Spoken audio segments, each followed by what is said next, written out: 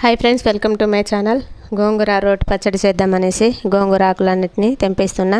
ఇదైతే నేను గోంగూర పచ్చడి చేయడం రెండోసారి. ఎందుకంటే మన చెట్లు పెట్టిన కాడ నుంచి ఇది రెండోసారికి ఆకులు తెంపేస్తున్నా.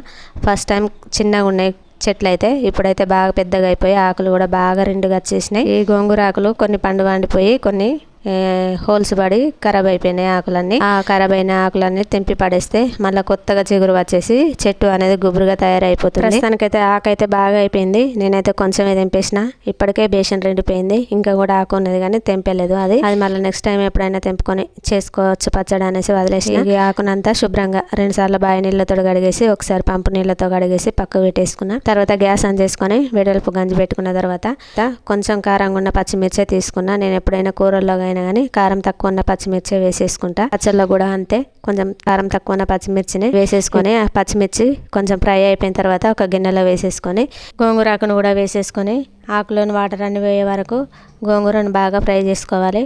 బాగా ఫ్రై అయిపోయిన తర్వాత గ్యాస్ ఆఫ్ చేసుకొని పక్కకు పెట్టేసుకొని కొంచెం చల్లార్చుకోవాలి.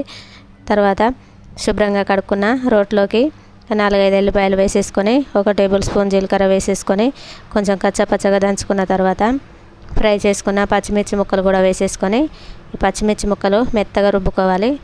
మరో పక్క గ్యాస్ మీద అన్నం కూడా పెట్టేసిన, అన్నం కూడా ఉడుకుతుంది.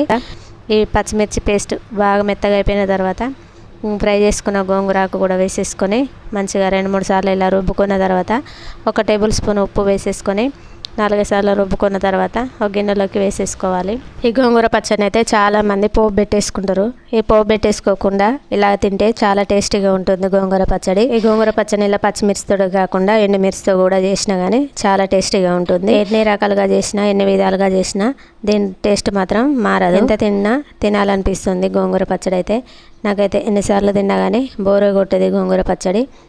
బాగా తిక్కుగా కలుపుకొని తింటే చాలా బాగా అనిపిస్తుంది.